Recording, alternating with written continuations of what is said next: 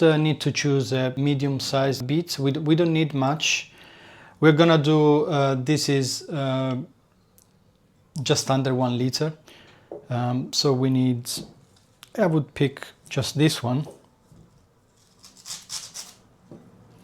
And we're gonna peel it, and it's already been washed. I can just give it another rinse, and then I'm gonna peel it and cut it into the small bowl.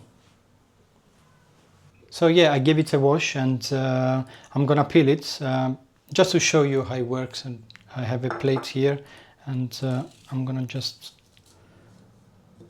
peel the beetroot. You're gonna have a lot of red on your hands and pretty much everywhere, so careful with your clothes as well. And yeah, it's quite interesting experience.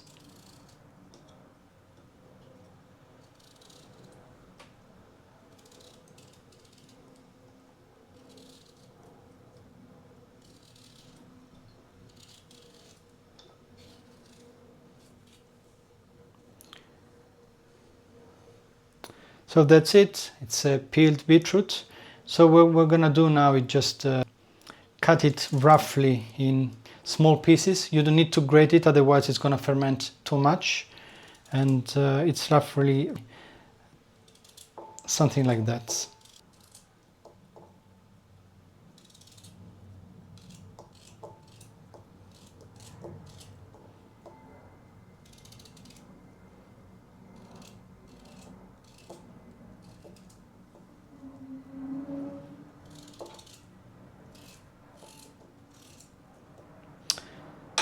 So that's it. I've got this grated beetroot, and what we're gonna do now is put the beetroot into the mason jar.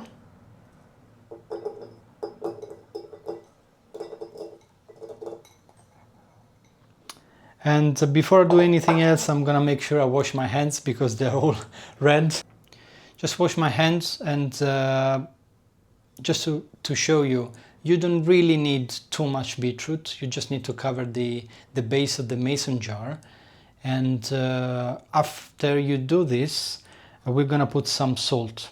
Now for about, this is under 1 liter. Just to give you an idea, for every liter we need 1 tablespoon of salt. This is for the fermentation to go well. Now you can use a normal tablespoon, or you can use a scale, which I prefer to use. Now I have a scale and a long teaspoon.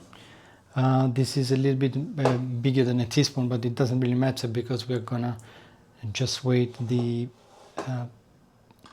salt. And I'm gonna put 15 grams, which is 1 tablespoon.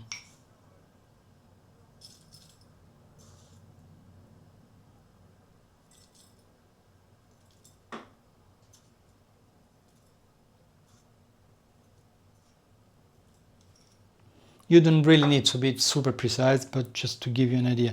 In this case, I put 15.5. I'm gonna show you.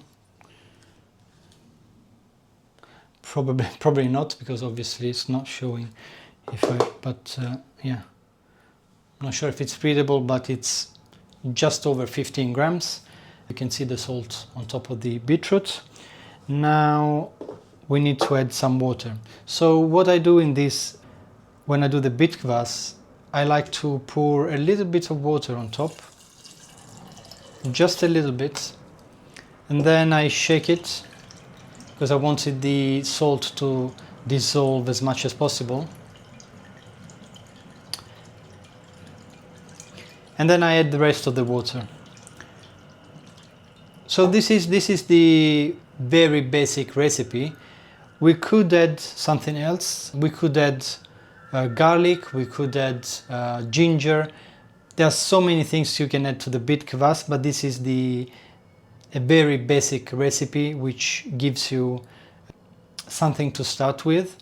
And then depending on your digestion, depending on your situation, depending on the things that your body can tolerate, you can add different things to the Beet Kvass.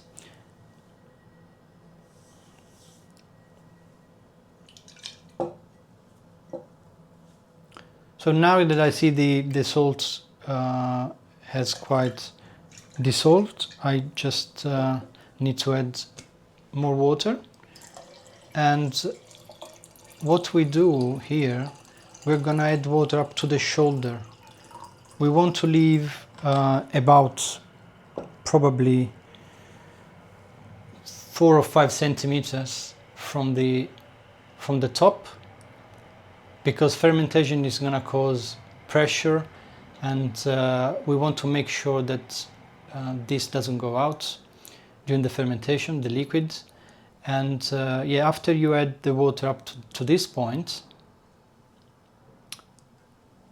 you just need, you can stir it again if you like.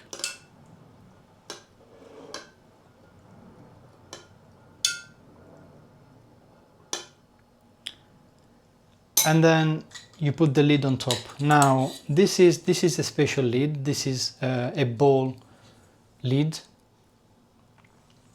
What I like about this one is that it's gonna tell you when it's ready. If you have a different lid, it's gonna be a little bit different. So we want to make sure that we ferment these for 2 to 5 days. So if you don't have a bowl mason jar, you can still use a different lid on top, but it's gonna be a different process. If you're not using the bowl mason jar, feel free to drop me a comment and let me know what jar you are using and what type of lid you are using, and I'm happy to help with the process. So in this case, I'm just gonna tightly close it and wait 2 to 5 days on the countertop. Now, how am I going to understand when this is ready? It's quite simple actually. You just need to wait a couple of days, watch it for bubbles, for fermentation signs. You're gonna see activity. And then the strongest sign that it's ready is the lid. Because this is a bowl lid, now it's, can you hear it? Now it pops. When this is ready, you're gonna have pressure inside, which is not gonna let you pop the lid. So it's gonna get to the point where you're not able to pop it anymore. And that's a sign that it's ready. Alternatively, you can use a pH meter, and it's obviously a different process. So after a couple of days, 3 days, if you see that